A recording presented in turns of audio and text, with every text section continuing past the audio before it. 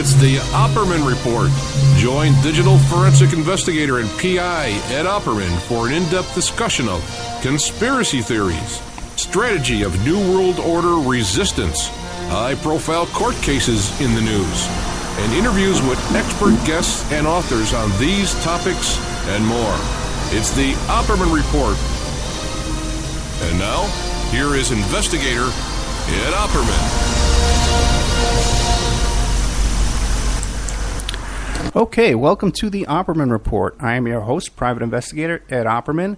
This show is brought to you by Audible.com. Go to audibletrial.com/Opperman Report. You get yourself a free audiobook. Sign up for free and help support the show. This is one of our special broadcasts that we're doing as a pre-recorded that will be available in the members section. And then it will go into the regular rotation. It'll be on a, let's see, it'll be picked up by Talk Superstation. We'll pick it up. AwakeRadio.us, AwakeRadio.uk, 1800 Online, Shazaz Radio, Just Us Radio Network, Penny Entertainment, Blog Talk Radio on Sunday mornings. Let's see, Para X Radio on Saturday nights, 7 p.m. They'll definitely pick it up. Firehorse Radio Wednesday nights, Late Night in the Midlands on Tuesday afternoons, 4 p.m. Pacific Standard Time, and High Point Radio, both on AM and FM, covering New Jersey, New York, and Pennsylvania. Oh, yes, and of course, FPRN Radio 5 days a week, and Cave Radio Broadcasting twice a week. So we'll definitely get a lot of coverage on this show. Today we have a very special guest, Douglas Valentine. I've been trying to get him for a very long time.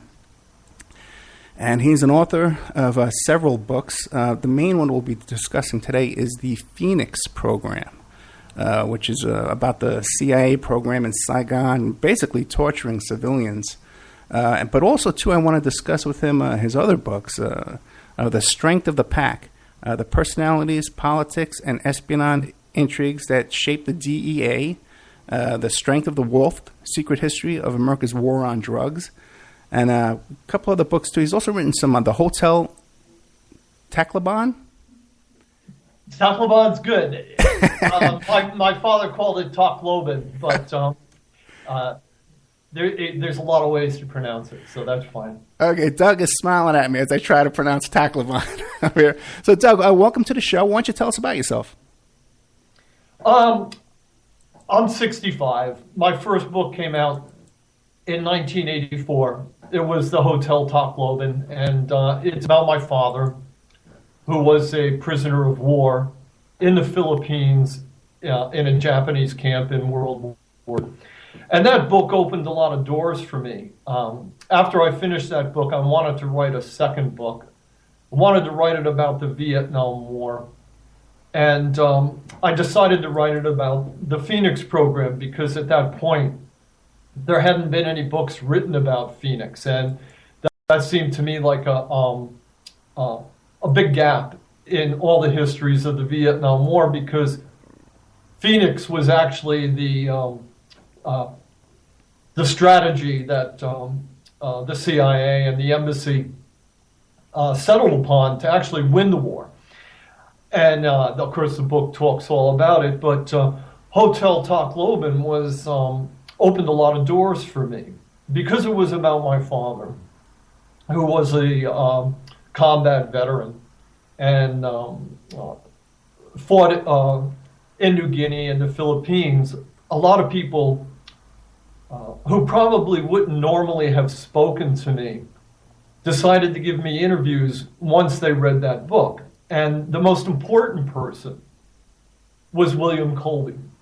I sent Colby a copy of Hotel Tacloban, and he read it, and he said, okay, I'll talk to you, come on down. He was, Colby had been the director of Central Intelligence from 1973 to 1975 during the Watergate hearings and all sorts of controversy. He'd been a career CIA officer. He was in the OSS and pretty much basically went into the CIA right after World War II.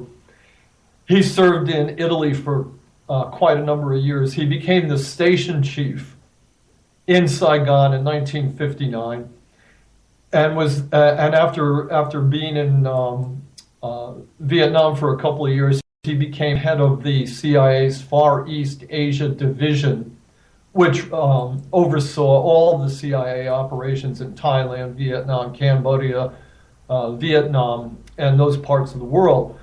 He was pretty much the authority and the moving force in the CIA's policies in Southeast Asia, and had a lot to do with CIA policy in Vietnam. Was also the person most closely associated with the Phoenix program. There were congressional hearings on Phoenix in 1970 and 1971, and again in 73. And Colby was the face of the CIA. He was the person that testified at those congressional investigations. And he gave a real stirring defense of Phoenix before Congress. And of course, it was all very carefully stage managed. But in the process, he became the person most closely linked to Phoenix. So when I wanted to write a book about it, I first went to him. I had no expectations that anything would happen, but he liked the Hotel Tacloban, and he invited me down to Washington, where he was then, this is 1984, a lawyer working for a big lobbying firm on K Street, and I told him what I wanted to do. And he said, fine, I'll help you. There haven't been any books written about Vietnam and about Phoenix, and I'd like to see one written. And he started introducing me to senior CIA officials who'd worked for him in the Phoenix program in Vietnam. And one second. Didn't he, if the guy was the head of the CIA, didn't he do a little background check on you and see what your politics were? Check you out first? Well, you'd be surprised. And things have changed since 1984. And I should add, things have changed since Colby trusted me and spilled beans to me. I mean, the CIA is not about to make that mistake anymore. But one of the things that's unique about my book about the Phoenix program and my research into the Phoenix program is that I carried Colby's imprimatur. I mean, he gave me his backing, and people senior CIA officers actually thought I was in the CIA because I came from nowhere. I had no journalistic background, and Colby would call him up and say, yeah, talk to the guy, and I'd show up in their door wearing my blazer and tie and a nice white shirt and my hair combed and putting on a nice, presentation, and they just thought I had to be some CIA guy doing a history of Phoenix for Colby, and they told me everything. And I got a lot of the information down on tape. And if people are serious students of the Phoenix program, they should go to a website called Crypticome, where they put up all the taped interviews I did, which were eventually digitized when CDs and DVDs came out decades after I recorded everything on a Radio Shack tape recorder. And they're all up there for anybody in the world who wants to listen to, like, my interview with Colby or with Evan Parker, who was a CIA officer who had actually been with Colby in the OSS and worked for Colby for 20 years. And he was the first director of the Phoenix program. My interviews with him are up on the internet. My interviews with a guy named John Muldoon, who ran the interrogation program, which you referenced. Starting in 1964, the CIA built an interrogation center in every province in Vietnam. There were 44 of them. They also built massive interrogation centers in each of the regional capitals, Da Nang and Nha Trang and My Tho in the Delta, which we became actually the models for all the black sites around the world in the War on Terror and Guantanamo. I talked with Muldoon. They called him Picadune, Province Interrogation Center Chief, Picadune from Muldoon. I talked with the head of the covert action programs in Vietnam, a guy that Colby introduced me to a guy named Thomas Donahue. So not only did I write about the Phoenix program, but through Colby, I was able to write a book about how actually the CIA was organized and operated in South Vietnam, which nobody has ever done before and nobody had ever done afterwards. Now, was Colby being compensated in any way for helping you with this book? No, not at all. And Okay. I actually went down and saw him a second time about a year later, and everything was going smoothly. The people that I was talking to were very happy with me. I didn't have any attitudes. Because my father was a veteran and had been in combat, I understood the stresses that these guys were working under. I didn't have any judgments about them doing soldierly kinds of things. And if there's something you need to understand about the CIA, it's basically a military organization with people wearing mufti, dressed up as civilians, but it's organized like a military organization where you have a superior and he tells you what to do and you salute and you go do it.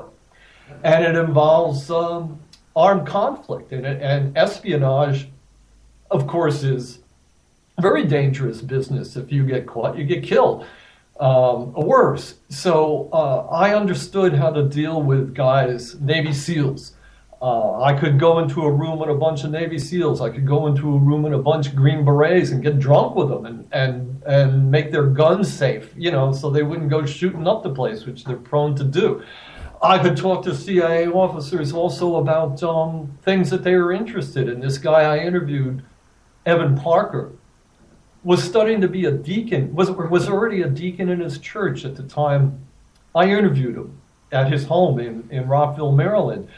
And he was very interested in Welsh poetry. And we sat and we discussed Welsh poetry for an hour and the Bible for an hour before we got into Phoenix. It's an interesting story. We went up to this little study he had, which was a reconverted bedroom where his son had a bedroom. He had converted it into a little library, and he had a whole bunch of documents on this little coffee table. And we sat there and talked for an hour, and he got to like me, and he said, "I'm going to go downstairs and make us some tea, Doug. I'll be back in about 15 or 20 minutes." And he winks and walks out of the room, and there's this stack of documents there on the table. And I open up the first document, and it's a roster of all the people who were initially on the Phoenix staff in Saigon in July of 1967, with their name and their rank, and if they're a CIA guy, it identifies them as a CIA guy. And there's like 25 or 30 names on this list with their military ID numbers and ways for me to identify them. And I furiously just start writing down all these names. The guy is basically giving me an organizational chart of Phoenix with all the names of the major players when it was created. And my hand's getting tired, and about 15 minutes later, he yells up from downstairs, "Doug, I have the cookies and the tea ready, and I'm coming up." And, I put my notebook away, and I close up this document, and I sit back in the chair, and he comes in, and he says, here's the tea, or do you have any questions for me? And that's basically the way it was for the first 2 years of my doing the research on the Phoenix program. And I never said to anybody, I never made judgments, I never accused them of killing anybody, I wasn't aggressive, I was just there to get the organizational and administrative and operational facts. And because of my presentation and my non-threatening way and my understanding of soldiers, and because Colby said he's okay, everybody told me everything. Yeah. And it was just amazing to me, and I just kept wondering, when's the dream going to end? Yeah, I bet. And imagine, too, if you had an iPhone, and you could have, nowadays, you could have snapped up all that stuff. But let me ask you this. Now, when you were interviewing these men, were they openly admitting to torture procedures and stuff like that? Well, I wasn't asking these guys if that's what happened, okay? However, in the course of describing what they had to do, these things would come out. You know, some guy, like eventually I got down to the talking with CIA officers in the field. I got out of headquarters and I started talking to the guys that actually ran the counter-terror teams, the PRU teams, which were the hit teams composed of mercenaries. And I started talking to the guys that ran these interrogation centers and where people were brought in and given every form of torture imaginable. And again, I didn't say to them, were people, did you torture people in there? I mean, you're not going to get a response from somebody if you accuse them of conducting war crimes. However, they would say things like, well, the CIA would say, well, I couldn't be at the interrogation all the time, center all the time, so, I had to hire a guy. And he came from, he'd been, for example, a police detective in New York City for 20 years, and then he retired, and we hired him because he knew criminal investigation methods. And he was a good guy to have run this interrogation center. He knew how to write reports. And, reports came back to me that sometimes he was doing naughty things, and then, but all the information eventually came spilling out. And all the facts eventually came spilling out, but I never had to really ask about it. And of course, eventually I got down to the level of the sergeants and the corporals and the people who were actually doing all these things, the guys who were fragging their officers and were horrified by the absolute the difference between what the stated policy of Phoenix was, which, Colby, when he got to Congress, said it was our intention that no innocent person would ever be arrested and nobody would ever be tortured, and everybody in Congress heaves a big sigh of relief because the director of Central Intelligence has just assured them that anything that happened was accidental. From the guys, the sergeants and corporals and the people the young, very new CIA guys who were running the program in the field, who said, man, we were pounding dowels into their ears. We were, chopping off their fingers. We were, we were cutting their heads off and putting them on stakes outside of villages, So I was able to contrast the operational realities of the Phoenix program with the bureaucratic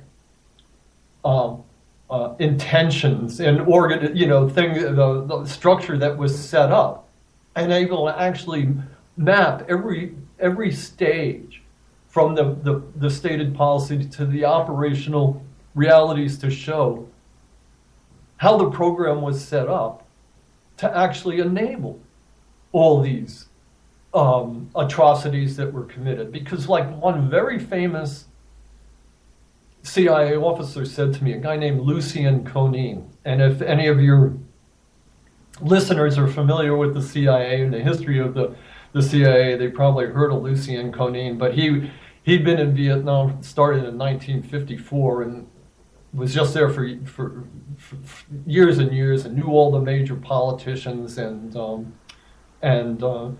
generals and stuff. And Conein, when I was at his house, he said to me, Phoenix was a good blackmail scheme for the central government. If you don't do what I want, you're VC. Mm-hmm. And if you're VC, you can be tortured and killed and have your family wiped out and everything else, because the VC is the enemy. And just like in the war on terror, it's nothing for the United States to drop a bomb on a village if they think that there's some Al Qaeda guy there. I mean, to go out and use a drone to hit a wedding or a funeral where they think some high-ranking Al Qaeda guy is hanging out. Those are the tactics that began in the Phoenix program, and the current war on terror, as it's fought, was actually developed and perfected in the Phoenix program in Vietnam. And it's the way that the United States now fights all its wars around the world and polices its empire. Now, it seems that back in Vietnam, that this would be an opportunity for corruption, for people to make money off of this by if you could have that kind of control over the local governments. Oh, absolutely. I mean, again, the Minister of Interior of the South Vietnamese government would say, we're doing everything we can to prevent corruption in this program and to make sure that we have only the best trained and most,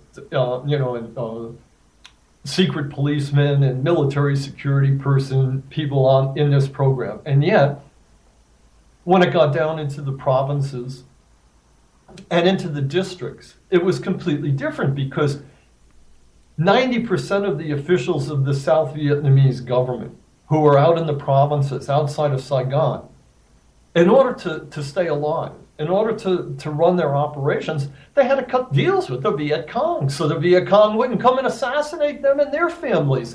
And the Viet Cong, the senior Viet Cong officials, had deals with all the top government officials in the provinces and the districts, so that, it was only people who couldn't afford to pay protection who were getting scarfed up by Phoenix. And you didn't have to be guilty. If an informant for the CIA was in business, in the construction business in Viet Cong, and he didn't like some guy was trying to muscle in on his construction business in Viet Cong, well, this guy would say, trans with the VC, and the CIA didn't need any corroborating evidence. The testimony of an anonymous informant was enough to get somebody put on the Phoenix blacklist.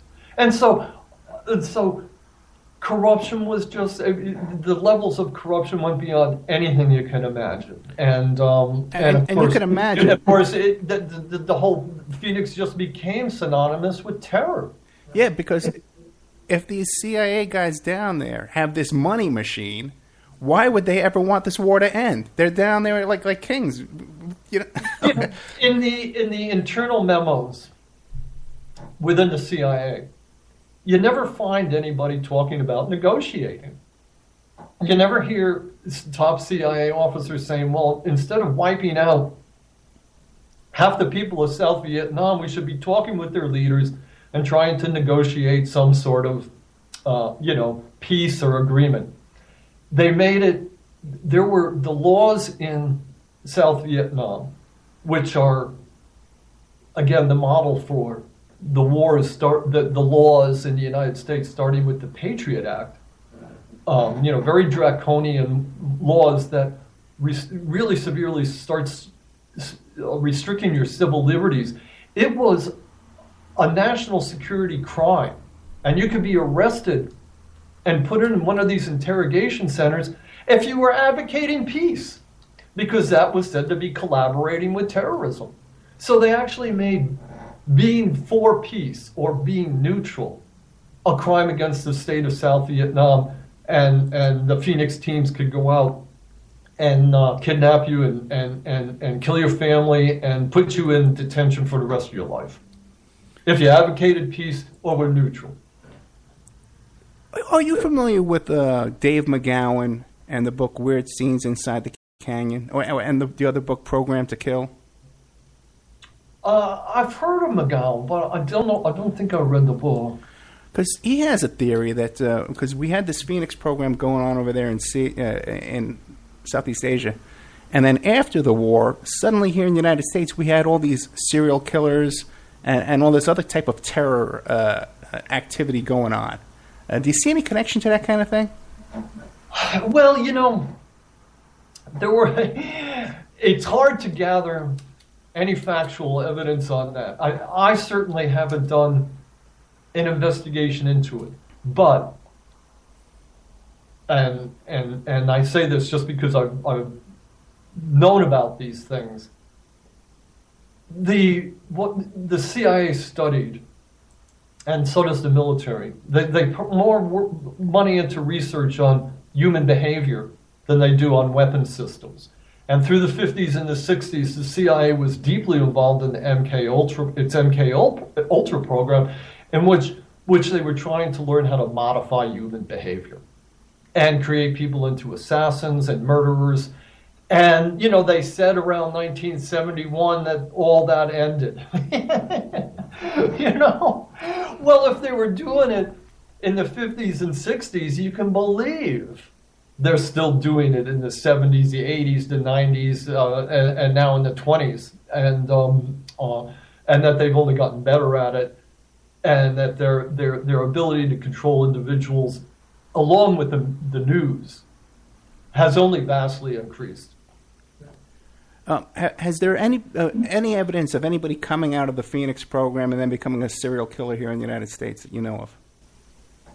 Not to my knowledge, Okay. but then again, I'm not familiar with all the people that were, in the Phoenix program.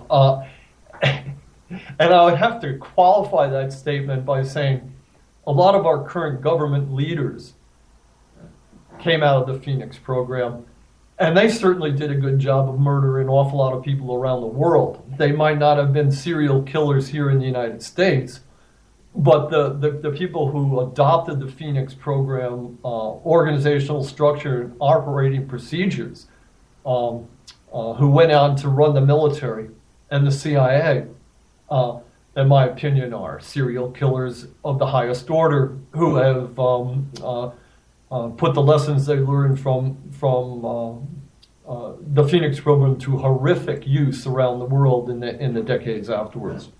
Yeah, skipping ahead a bit, like to Abu Ghraib, right? I'd heard some stories that one of the things they were doing is kidnapping children, and they were raping young boys in front of their parents, in front of their families. Have you heard those stories? About Phoenix? No, in Abu Ghraib in Iraq. Yeah. I just heard that a couple of days ago. Yeah, and there's the actual intent of the Phoenix program was to terrorize the civilian population into submission, and there was actually a bunch of articles written about it. Starting in late 1969 and 1970, 1971. I mean, obviously, in these articles in the mainstream press, even including Newsweek, mostly in publications like the Village Voice, talked about many similar things going on in Vietnam and how it was all designed, again, like I said just a few minutes ago, to prevent average people from supporting the Viet Cong, from being neutral, or from advocating peace. If you, again, like Coneen said, if you don't do what I want, you're VC. And the same lesson was applied in Iraq. If you didn't support the Americans, you're the enemy, and American soldiers could do anything they wanted to. Are you familiar with the name Michael Aquino? I've heard that name, and people have sent me some stuff that he's written, and he was he might have been in the Phoenix program. I think he was in Vietnam, but he wrote a lot of he wrote some articles about psychological warfare, I believe, and but I myself never interviewed him. Okay. And I've never had anything to do with him. I don't know even if he's still alive, but I have heard of him, yes. Yeah, he's still alive. He's still alive. In fact, he does a little radio these days. He's making a little tour. And yeah. Somebody should go out and talk to him. I don't know if I want to do that. I found that, in researching my book that quite often people like him want to get things off their chest. So maybe there's some things he wants to get off his chest, but. If I was still researching Phoenix, I'd certainly go talk to him. Okay, very good. Let's take a little commercial break here right now. We're with Douglas Valentine. Fascinating information. I had no idea that he actually got a hold of Colby and kind of snuck in through the back door there. Author of the Phoenix program, which is mostly what we're discussing today, but also author of The Strength of the Pack, Personalities, Politics, Espionage, Intrigues That Shaped the DEA, The Strength of the Wolf, The Secret History of America's War on Drugs, a book about his dad, the Hotel Tacloban, Got it? And also a lot of poetry books and stuff like that. All fascinating stuff, I tell you, with this guy. And he has his a blog here. feedyourneedtoread.com, which I think is a really cool name. And also to Doug Valentine, DouglasValentine.com. Yep. DouglasValentine.com is his website. And I'm going to have all these links up on the Opperman Report blog. So we'll take a little commercial break here. We'll be back with more of Douglas Valentine. And now a word from our sponsors. We are listener-sponsored, and we appreciate your donations. If you like the show, please visit OppermanReport.com and click on the donate button. Or you can donate directly through PayPal at OppermanReport@gmail.com. We have Mike Gray of InfinityHomePlans.com. He's the host of Parlay over at CJ Mars Radio, Thursday evenings at 8 p.m. Eastern Standard Time. If you need custom home designs, stock plans, or 3D work, he's your one-stop shop for home design and drafting needs. Mike Gray at InfinityHomePlans.com. At InfinityHomePlans.com. If you're looking for essential oils, stop by and check out Essentially Tanning on Facebook. She's Young Living Essential Oils Independent Distributor. These are 100% therapeutic grade oils. They help support the body's natural functions. You can visit her website posted on Essentially Tammy to see the current deals, or email at Jocotami, JOCATAMI@yahoo.com, or call 352-239-8546. 352-239-8546.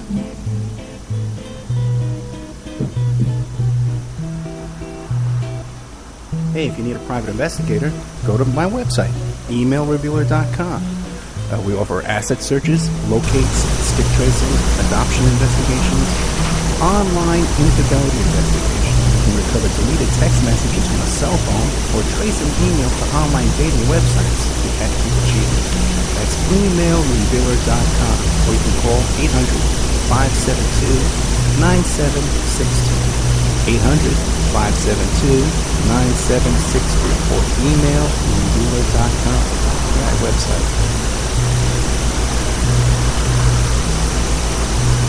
Pacific West Bamboo. It's your premier source for construction and craft-grade bamboo poles.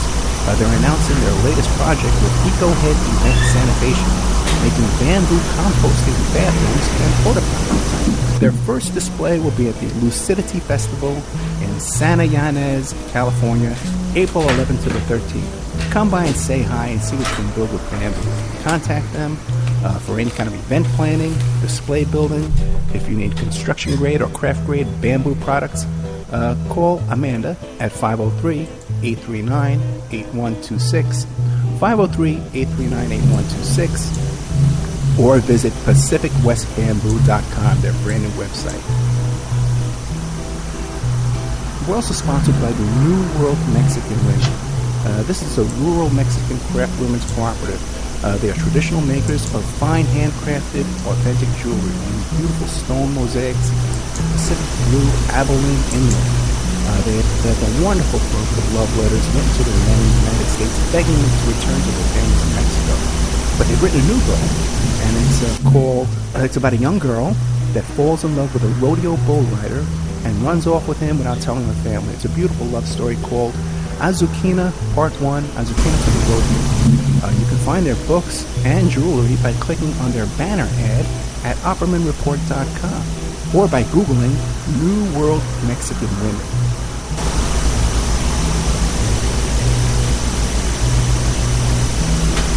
You can also promote your business or website right here and have your ad played all over the world 7 days a week by emailing OppermanReport@gmail.com or calling 800-572-9762.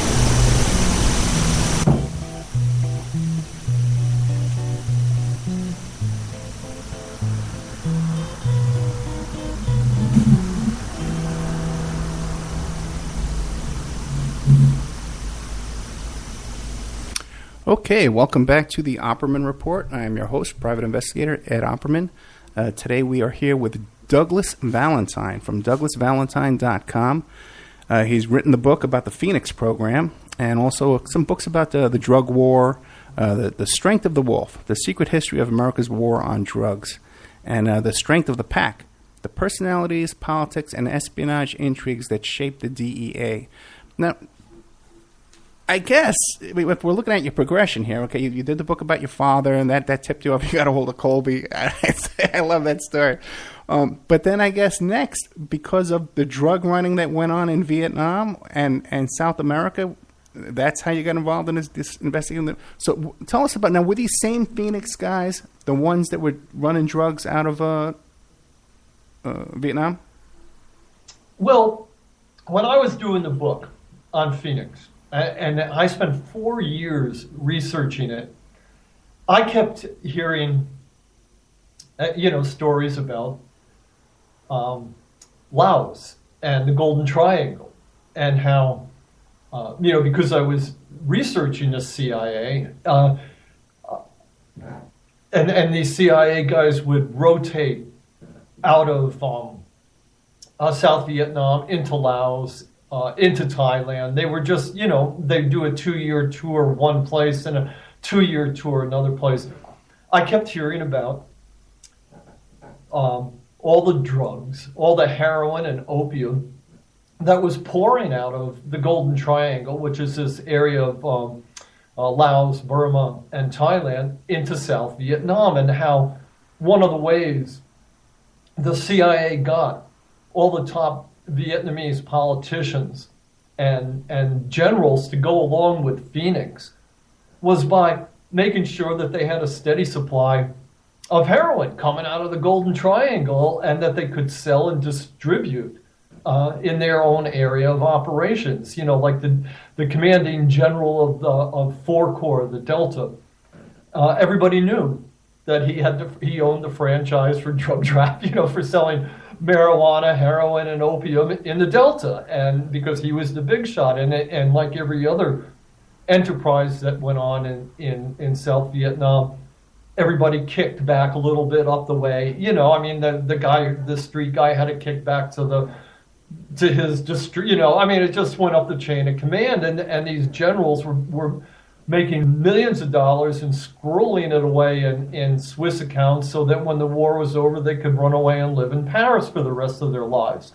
And I kept hearing all the details about it, but it wasn't the book on Phoenix, so I didn't want to put any of that in the story of Phoenix. But I started saving it up, knowing that was going to be my next book. And to make it even more, to draw an even closer connection, a number of the guys who were in the CIA guys who were in the Phoenix program in South Vietnam actually went into the DEA starting around 1970 and 1971.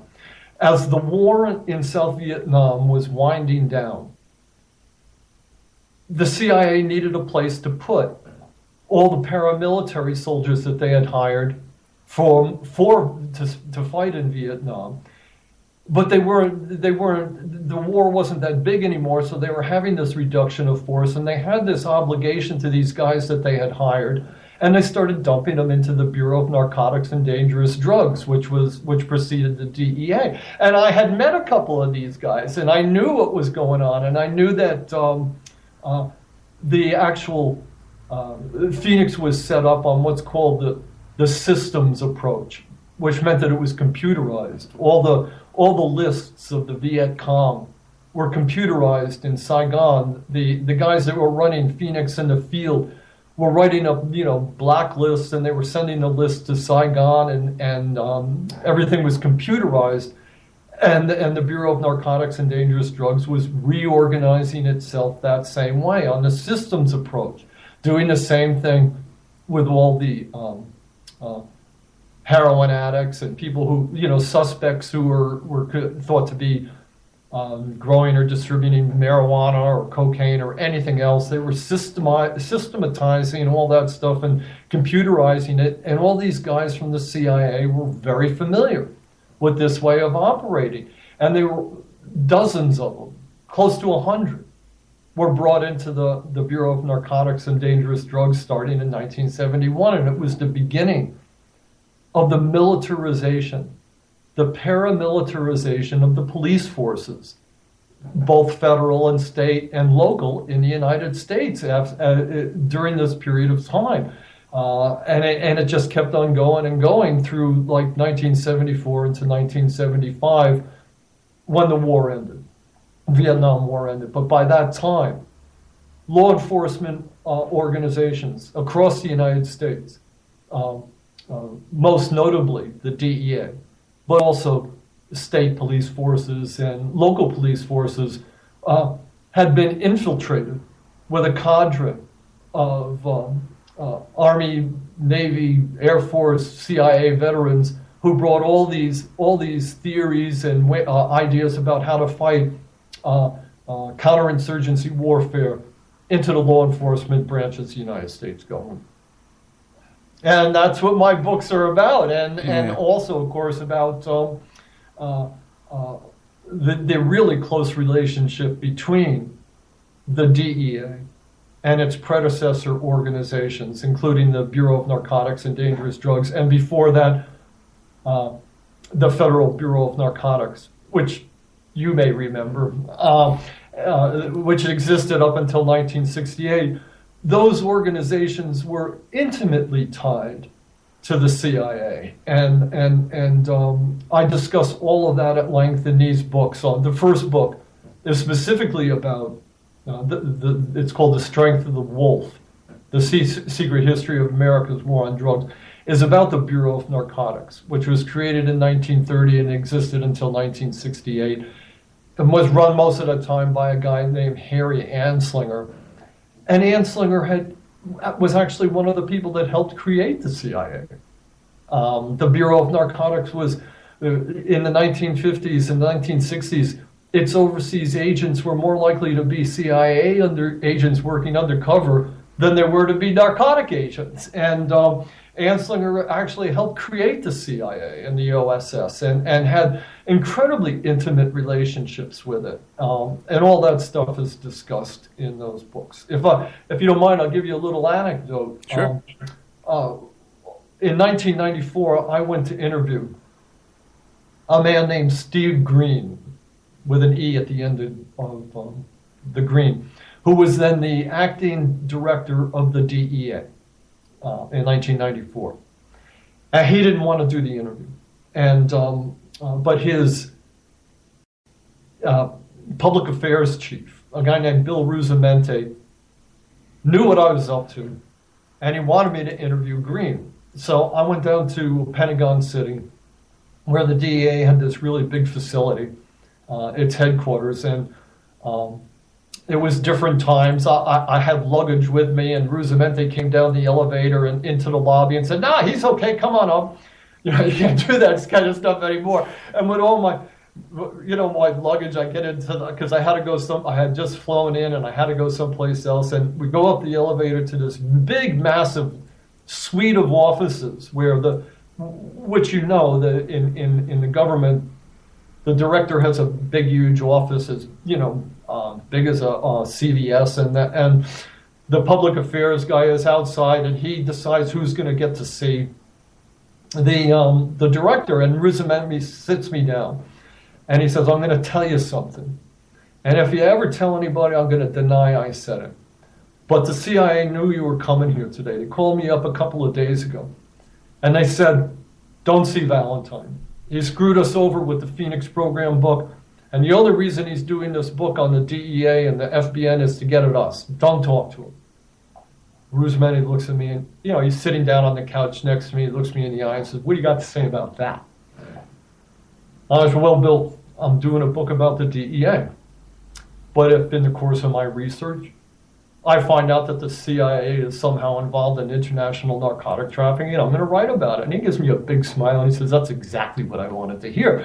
And in those days, there was still some tension between the DEA and the CIA, because it was well known, as Gary Webb and others, including myself, have made painfully clear, that the CIA was sabotaging most of the main cases that the DEA was trying to make. And when they didn't sabotage them, they would take take control of them, because the CIA is able to actually vet and control every informant that the DEA has overseas.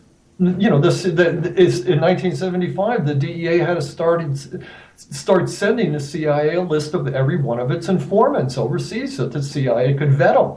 And so the CIA can do whatever it wants to any DEA, any operation around the world, simply because it controls all the informants. And a lot of these informants are bankers, arms dealers, they're policemen in foreign police forces. So very early on, the CIA actually took control of the DEA in a way that, and again, the same way I explained Phoenix, I explain in my books. You know, Gary Webb never got into this kind of detail, but I explain all that kind of actual bureaucratic, technical stuff, which enables the CIA to control drug dealing worldwide. And so I write what I wrote those books about, and it basically shows how the CIA controls law enforcement. You might almost call it market research. Yeah. Well, in a way, yeah, and it's a good analogy, because most of these things, including the war on drugs, are business enterprises. Yeah. And the business of America is business. And all of these, the Phoenix program was designed to make sure that people who supported American policy in South Vietnam prospered and got business deals and were able to run like the construction firm that I'm telling you about. You didn't want a communist running and contrary to public belief, communists are glad to have construction businesses and make a little money, but they opposed American policy, so you can't have that. Well, it's the same thing all over the world. And whether it's in Colombia, where the United States wants to make sure that its politicians get elected and its industrialists get to control a particular business or industry, the war on drugs is just a way of putting the arm on these people and making sure that they abide by American policies, or else, the federal agents come swooping in, and the people that they're in liaison with the security forces in these foreign countries. So it is a good analogy, because basically it all comes down to who's going to make money and who isn't. Yeah. Now you mentioned Gary Webb. Things didn't turn out too good for him. Have you experienced any of that same kind of harassment or kind of agitation in your life?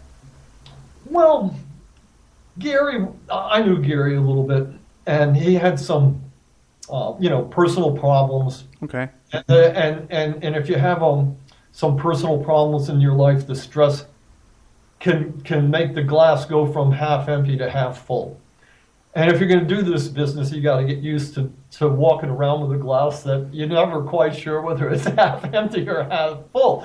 And it doesn't bother me. And all the harassments, it was not unusual for my wife and I to get a call at midnight or 1 o'clock in the morning, and some guy would say, "I'm going to burn your house down." And my wife would say, take a number and get in line. Mm. It's like, it never bothered us, because it wasn't actually, my car, the brakes on my car were never tampered with. There was, as far as I know, nothing like that ever happened. There were no actual attempts on me. There was lots of harassment. The big thing that happened to me is that my books were suppressed. Yeah. So I never got credit for being the guy who exposed the CIA in Vietnam. The mainstream press, which enables and continues to enable every CIA operation. Every CIA guy that I was talking with when I was senior CIA guy was telling me how Morley Safer or Bill Plant or some other guy who was a journalist in Vietnam was coming to his office every week with a bottle of scotch, and they were discussing all the CIA secrets. But none of these guys ever spilled the beans, and then none of this stuff would ever have happened if the media hadn't covered it up. Well, the media hated me as much as the CIA for explaining all these things and telling their role. The role of the mainstream media, CBS, ABC, in covering for the CIA all over the world, because they're part of this business venture. They want to make money too, and so they support the CIA, knowing that their businesses will thrive if they do so. So the only real damage I ever suffered was having my book suppressed. But quite frankly, I knew that was going to happen. Yeah, I had no illusions that I was going to get away with this, scot-free. Yeah, we had Henry Vincent on the show who wrote the Confessions of a D.C. Madam. And so that's the other way they get these reporters, too. They bring them to these parties in D.C., then they tape them. Because he mentioned some pretty big names in the media. I've talked about the CIA and the media as being complicit. But, of course, the people who oversee both of those institutions are politicians. The CIA is often cast as some sort of rogue element that somehow conspiring without the knowledge of the president and Congress, but everything they do is signed off on by your elected officials, who are the biggest thieves in the world. And when you talk about business ventures, the minute you become a senator or a congressman, the first thing the majority leader or the minority leader tells you is you're now in the club, and if you want to do well, just keep your mouth shut and do what we tell you.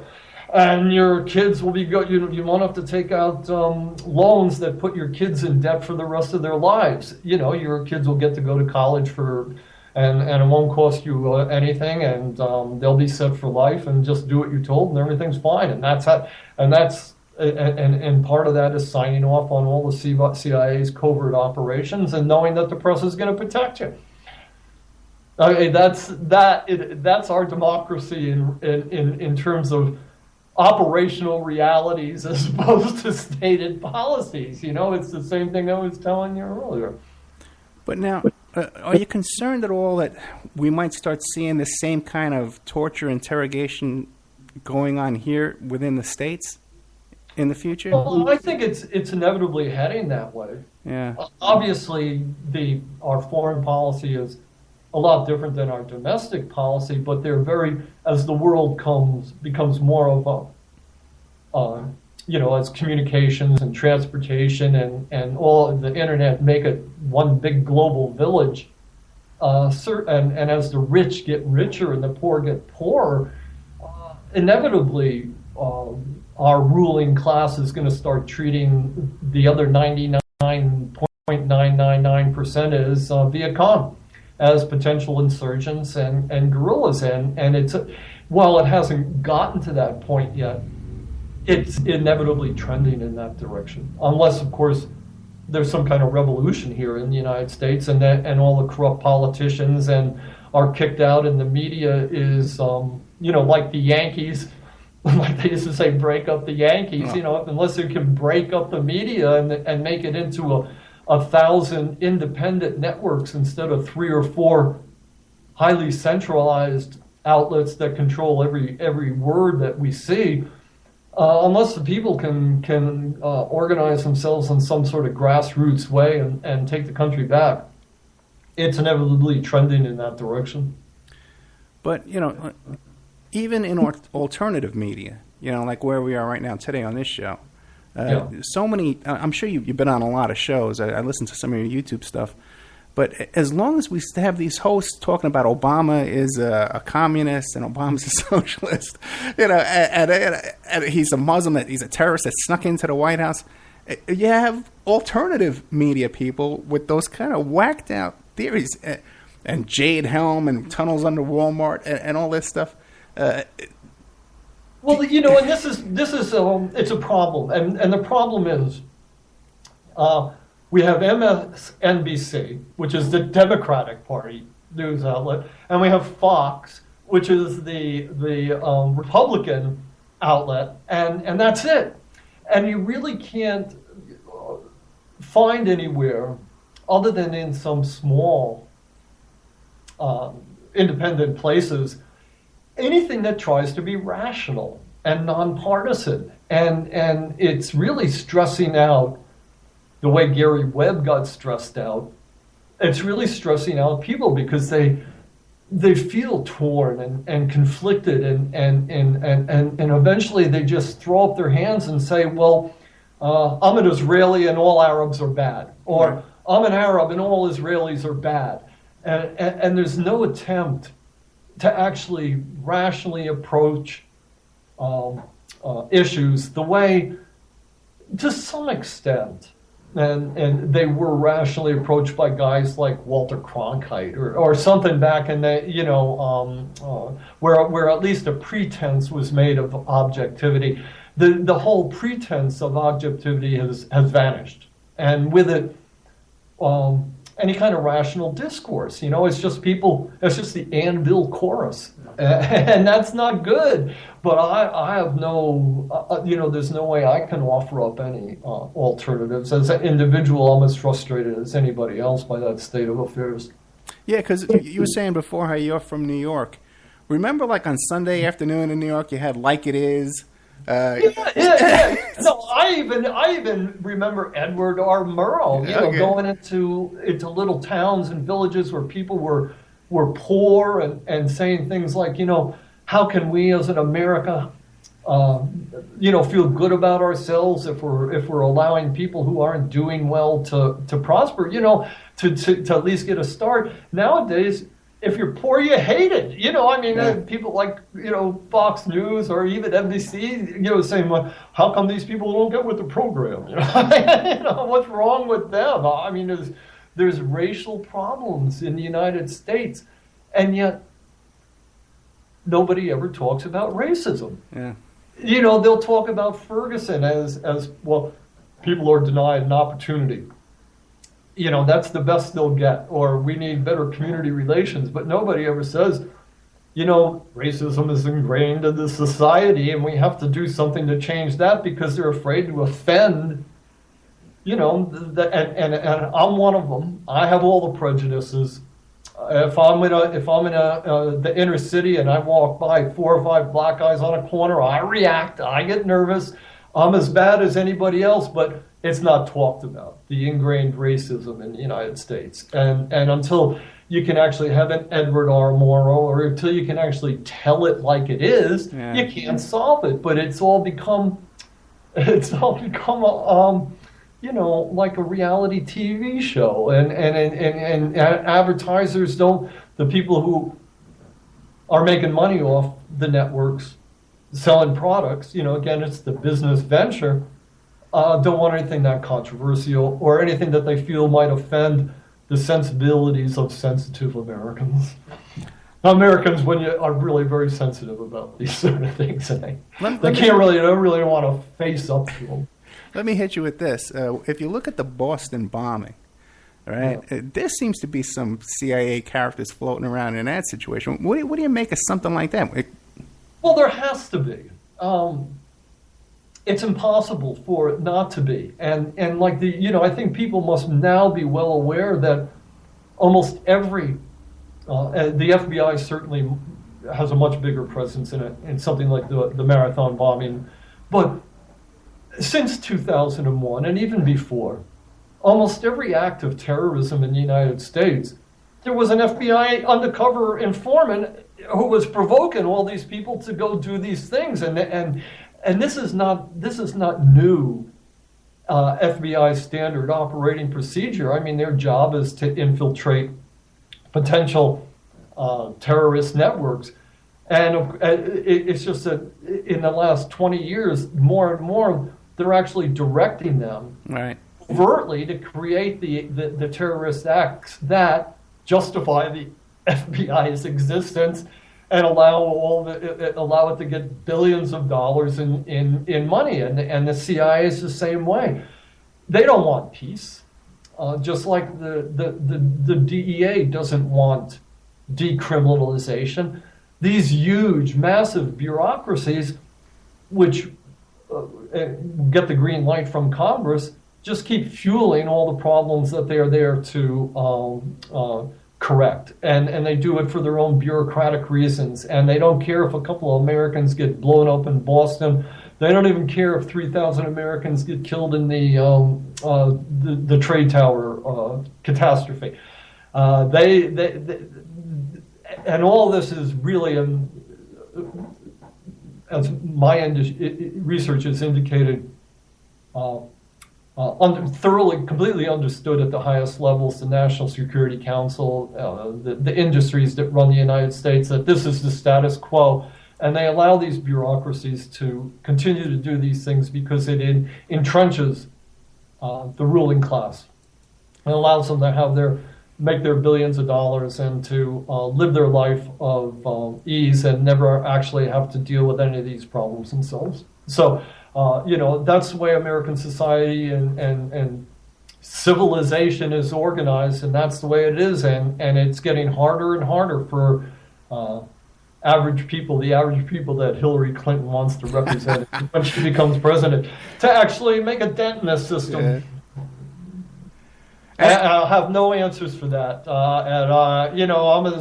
I'm floundering like anybody else, and as infuriated and frustrated as anybody else, and like everybody else, I'm glad in the evening to watch a TV show and forget about it. And all we can do is keep pushing forward. Yeah. You know, I mean, and an hour or two a day, or I just encourage people to try to spend a little bit every day, trying to inform yourself. Try to teach yourself to be rational and objective, and to look at things objectively. Don't line up with Fox. Don't line up with MSNBC. Try to find some way to find a center in your life, and from that point, just be rational about things and try to to some extent understand what's going on, and then do some little thing about it. You'll have to do it 24 hours a day or every day out of the week, but if we don't make an effort to change ourselves first, we can't even begin to change society. Okay, well, we're at the end of the show. How can people find you? What do you want to plug? Just go to DouglasValentine.com. I'm on Facebook. I'm on Twitter. If you want to harass me on Twitter, just send me a tweet. If you want to say something complimentary, say it on Facebook. If you want to give me a hard time, do it on Twitter, where we have less words to deal with. If you feel like studying these subjects, then buy my books. But it takes us, to get to this point, like where you're at, Ed, or I'm at. You got to pick a subject and study it. Yeah. And you got to get to know it, and you got to educate yourself the way you would if you were going to go to college. It just takes some effort. And I would definitely recommend, if people can actually listen to those tape-recorded interviews, like you said, online, my God, that is so valuable. It's a great resource. Yeah. And, believe it or not, people actually criticize me for things that the CIA guys say on their tapes. It's like, hey man, I didn't say it. I wrote about it in the book, but they said it. So, but it's interesting and humanizing, because you don't get to hear CIA people talk. They don't let them anymore. I mean, it's very rare that you actually hear a CIA officer let his guard down and tell you the facts. But if you want to hear that and experience and listen to these tapes, and once you understand that they're people, CIA officers, DEA agents, cops who are facing off people in Ferguson, that essentially they're just like you. You can't really begin to see where you fit into it. And how it's all really just a problem of people, and how all of us have to make a change. Thank you very much. We're going to have a link to those tape recordings on the Opperman Report blog, and there's going to be links to all his books and websites and everything like that will be up on the blog. Doug, thank you so much. Okay. It was my pleasure. Yeah. I'm really glad to meet you. And hear the things that you said. You're a great interviewer, and you let me talk. Oh, no, I let you talk. Yeah. But I'm going to beg you to come back, and anytime you have something comes up you want to talk about, just give me a call. We'll put you on right away. I'll take you up on that opportunity for sure. Thank you, sir. Good night. Okay, that was Doug Valentine, the author of The Phoenix Program, and the Strength of the Pack, the Personalities, Politics, and Espionage Intrigue that shaped the DEA. These poetry books, too, which I would love to take a look at. and The Strength of the Wolf, The Secret History of America's War on Drugs, and a story about his dad, who was a POW, the Hotel Tacloban. Okay. Thank you, Doug. You're welcome.